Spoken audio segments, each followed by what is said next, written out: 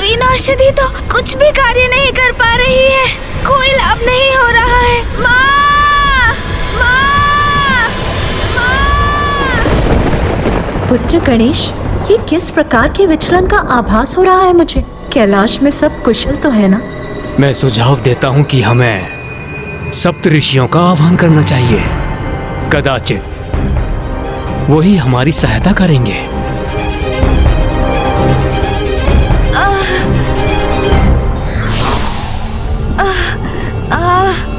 गणेश जी को शीतल करने हेतु हमें एक ढांचे का निर्माण करना होगा।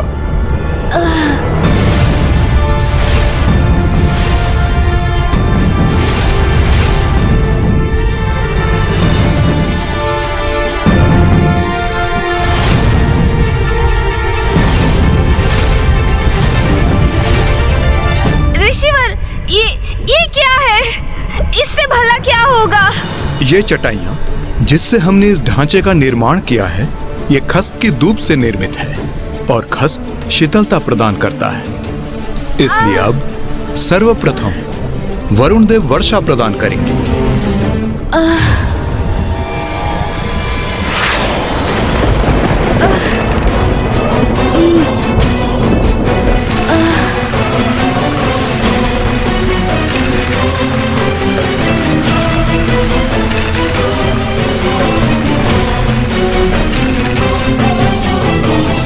अब इस पर मैं शीतलता के स्रोत गुलाब जल का छिड़काव करूंगा।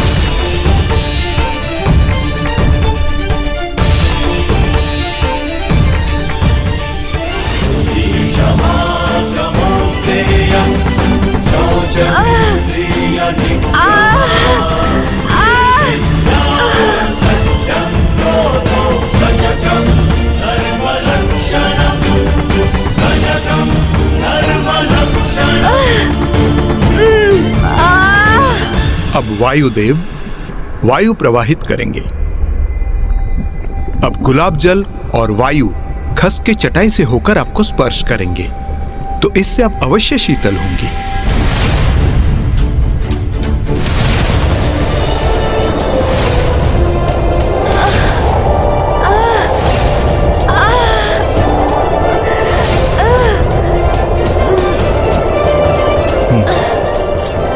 ये प्रक्रिया मुझे उचित लग रही है। इससे अनुज गणेश को अवश्य लाभ मिलेगा।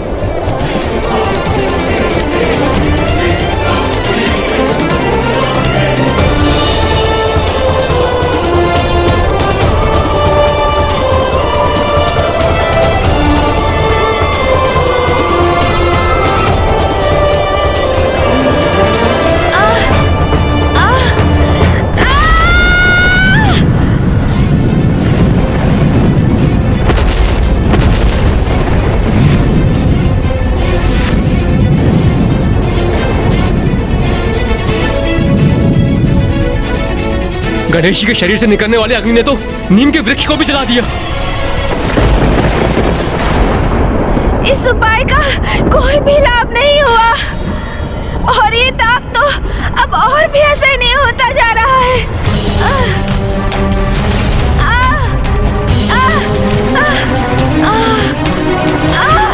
अत्यंत पीड़ा हो रही है मुझे। अब और सहन नहीं कर पा रहा हूँ मैं। भीतर का ताप बढ़ता ही जा रहा है।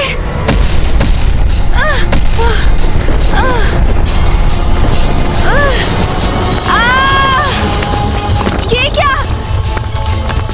धन्वंतरी जी!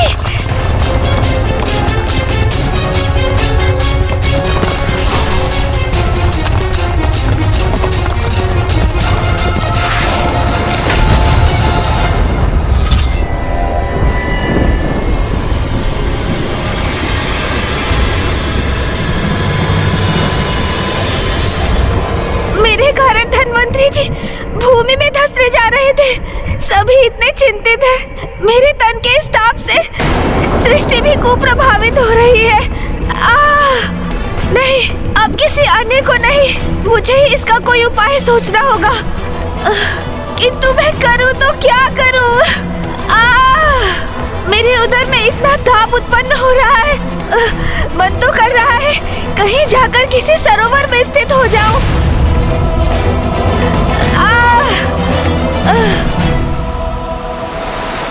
अरे हाँ, प्राप्त हो गया मुझे समाधान। मैं सरोवर में ही स्थित हो जाऊंगा। उससे अवश्य शीतलता प्राप्त होगी मुझे। गणेश,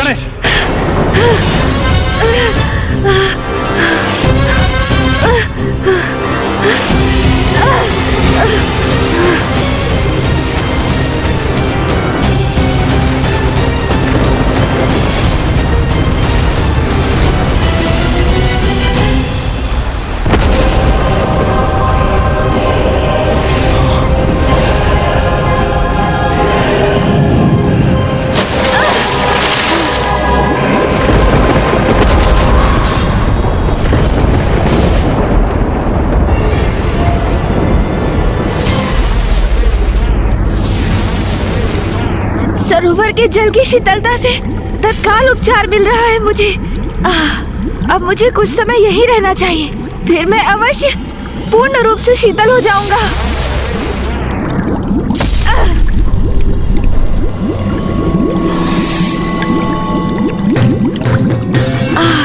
क्षणिक रूप से इससे मेरा शरीर शीतल अवश्य हुआ।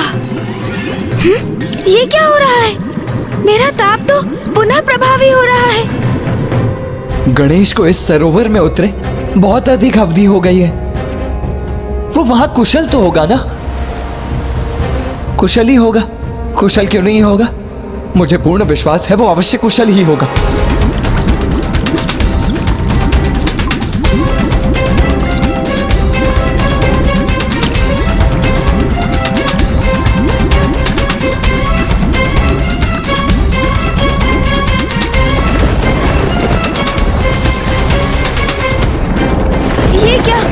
जल में विचरण करने वाले जलचर तो मेरे शरीर के ताप से तड़प उठे हैं। मृत्यु हो रही है उनकी। नहीं, मैं अपने कारण इन जलचरों के प्राण संकट में नहीं डाल सकता।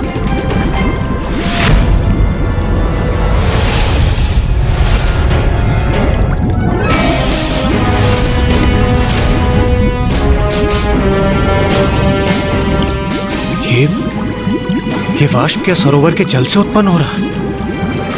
तो क्या सरोवर के जल का तापमान भी बढ़ चुका है?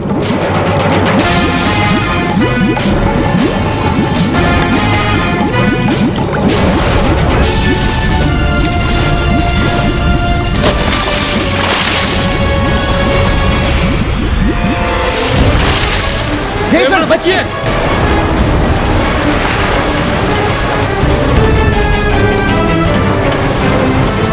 यदि ये जल का बहाव हमारे ऊपर आ गया तो हमें तो अपने साथ बहाकर ही ले जाएगा।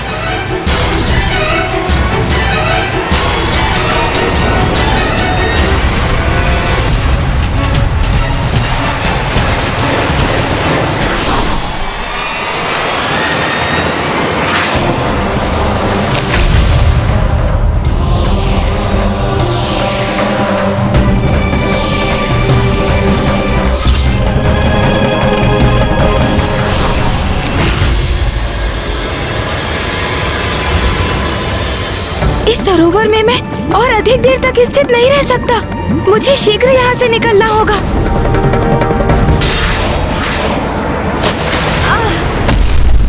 गणेश! भैया, पिताश्री, स्थिति अब नियंत्रण से बाहर जा रही है। सरोवर के शीतल जल से भी कोई लाभ नहीं मिला मुझे।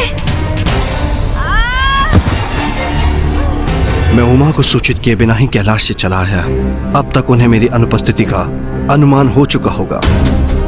पुत्र कार्तिक और पुत्र गणेश भी अभी तक नहीं लौटे। अवश्य चिंतित होंगी वो। अब मुझे उन्हें सूचित करना चाहिए। क्या सूचना देना चाहते हैं आप नाथ?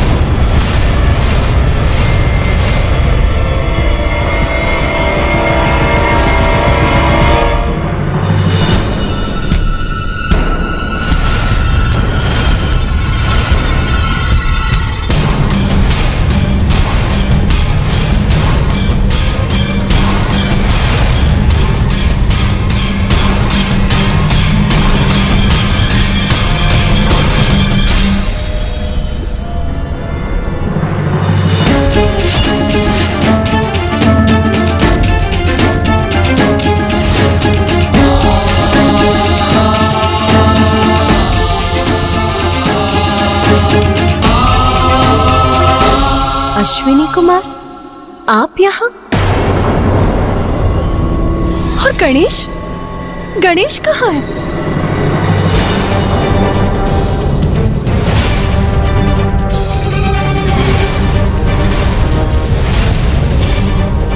मुझे भय कहीं वही स्थिति पुनः न उत्पन्न हो जाए।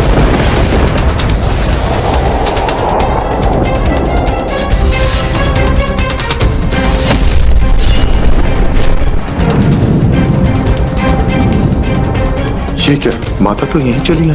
यदि इन्हें ज्ञात हो गया कि गणेश जी की पीड़ा से हमने ही इन्हें अवगत नहीं कराया तो उनके क्रोध के भाजन हम मरेंगे। माँ वो स्वामी, बताइए मुझे क्या बताना चाहते थे आप? और मेरा पुत्र गणेश कहाँ है?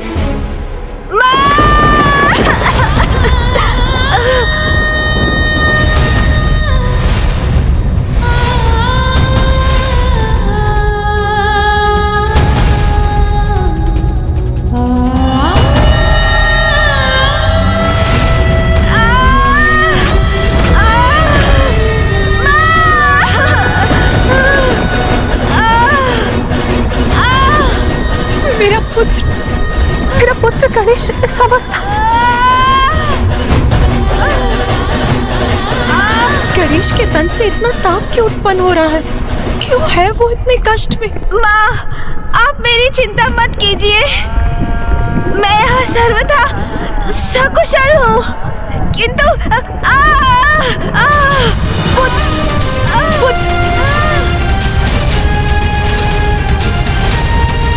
क्या हुआ है तुम? क्या कारण है तुम्हारी इस अवस्था का?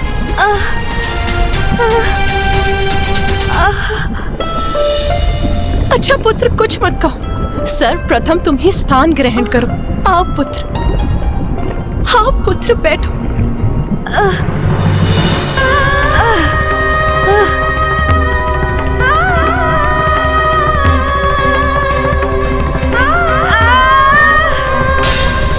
कहीं गणेश को इतनी पीड़ा में देखकर उमा का क्रोध जागृत न हो जाए।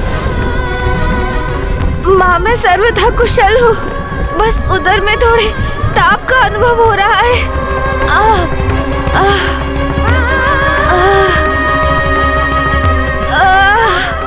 अपने ही उदर के भीतर इतना प्रबल ताप कोई कैसे सह सकता है? मेरा पुत्र यहाँ इस ऊर्जा से तप रहा है और मुझे ज्ञात भी नहीं। उमा,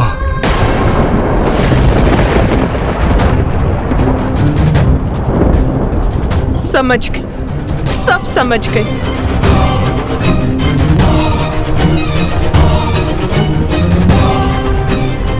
मैं समझ गई कि मेरे पुत्र ने उस अग्नि और लावा रूपी असुर अर्णलासुर को निगल लिया है, इसीलिए वो इस अवस्था में। किंतु मैं ये नहीं समझ सकी कि आप सब प्रबल प्रतापी देवताओं के होते हुए मेरे पुत्र को ही उसका वध क्यों करना पड़ा?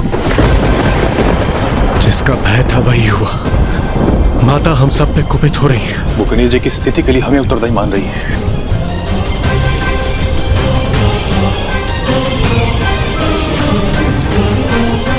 मैं ये समझने में असमर्थ हूँ कि समस्त संसार में सब असुरों को मिटाने का दायित्व मेरे पुत्र पर ही क्यों आता है?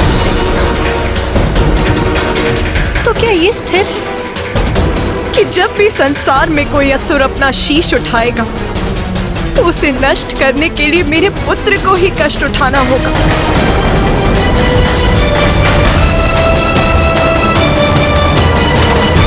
माँ, क्रोधित मत होइए आप। इसमें देवताओं का कोई दोष नहीं। मैं तो स्वयं यहाँ आया था अपने परम भक्त बालक सुबोध की रक्षा करने, माँ। और अर्णलासुर का वध करने का कोई अन्य मार्ग भी नहीं था, इसलिए मुझे उसको निगलना ही पड़ा। किंतु माँ, मेरा उधर थोड़ा अशांत है, अन्यथा मैं कुशल हूँ माँ, और कुछ समय में ये अशांति भी अवश्य दूर हो जाएगी।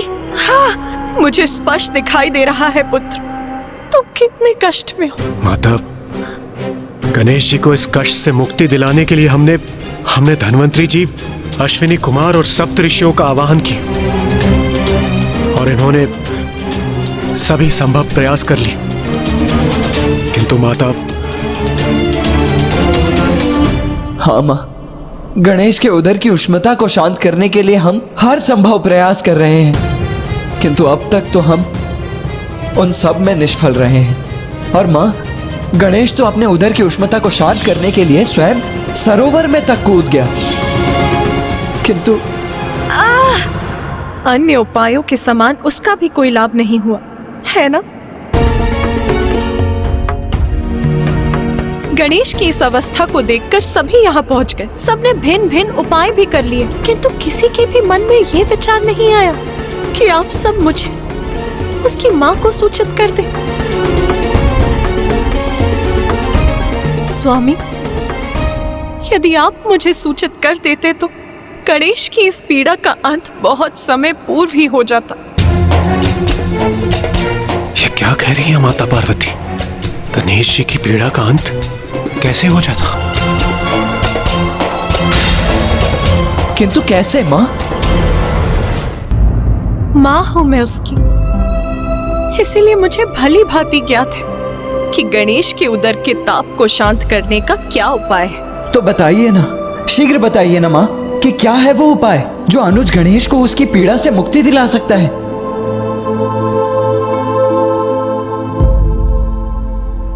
दुर्वा धूप, दुर्वा धूप, दुर्वा धूप।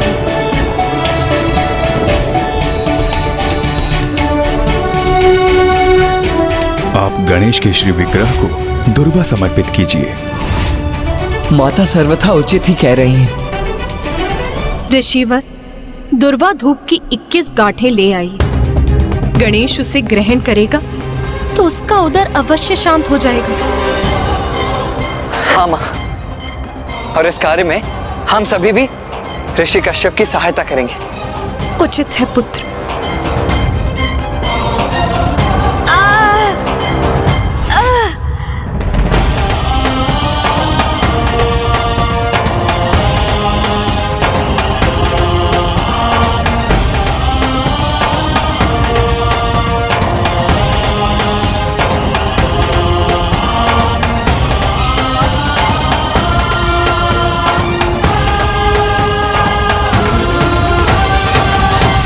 ऋषिवर, कृपया ये दुर्वा गणेश को ग्रहण करवाइए।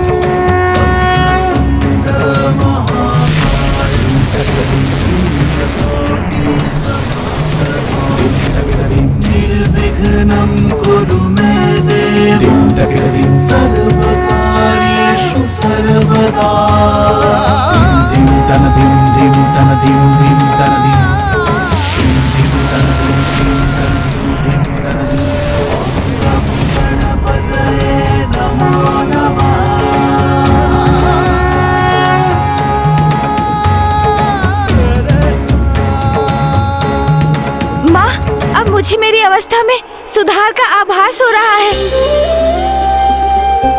जो हम सभी मिलकर भी करने में असमर्थ रहे, वो माँ ने इतनी सहजता से कर दिया।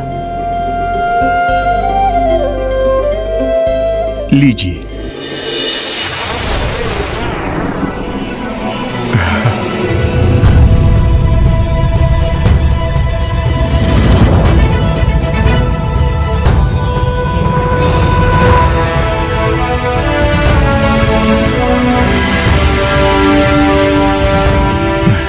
धन्य।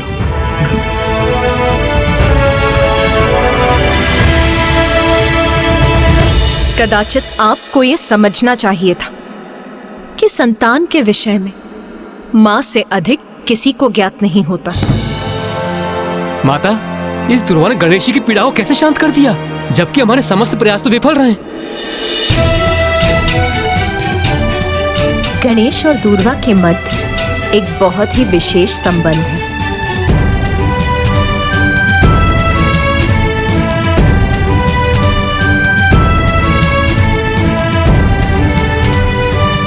कभी छोटी से छोटी वस्तु वो चमत्कार कर जाती है जो बड़ी से बड़ी वस्तु नहीं कर पाती। इसीलिए हमें किसी को तुच्छ नहीं समझना चाहिए।